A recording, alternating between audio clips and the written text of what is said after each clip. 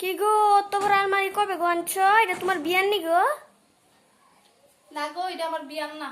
এই আলমারিটা আমার শ্বশুরের আগে যে দোকানদারি করতো, কাপড়ের দোকান, ওই দোকানের সময় তখন তাই নিয়ে বানাইছিল আলমারিটা।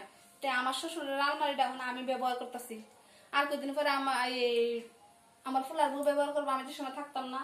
তো আলমারিটা ওই আনছে কয়দিন আগে বাড়ির দোকান থেকে আনছে পরে ওই ঠামায় গুছায় রাখছে আর কি অনেক জিনিসপত্র।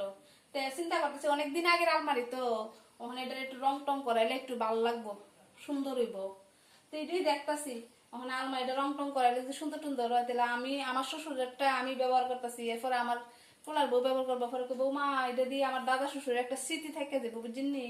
ওইটা আমার বিয়ার না, আপনি ভুল বুঝছেন না। আমার বিয়ার দিছে অন্য কিছু, এত বড় আলমারি দিছে না। এই আলমারিটা জানেননি কতজনে গড়াল গায়ে আনছে? 4 জন লোক লাগছে, 4 থেকে 5 জন লোক লাগছে, 5 জন লোক ঠেলাঠেলি করছে। পরে দেখি আরো 2 জনের ডেকে আনছে ঢুকাইতো। 6-7 জন লোক লাগছে এই আলমারি গড় ঢুকাইতে, বুঝছেন?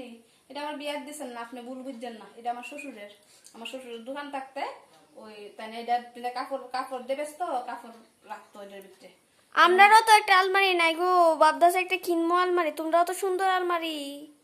তো কিনলে কিনেন যায়, কিন্তু এটার মতো পাইতেন না। দেখছেন এটার কি সুন্দর ডিজাইন, কি সুন্দর কাজ করছে। এটার মতো আলমারি পাইতেন না আপনারা। আপনি অর্ডার দিয়ে বানাইলো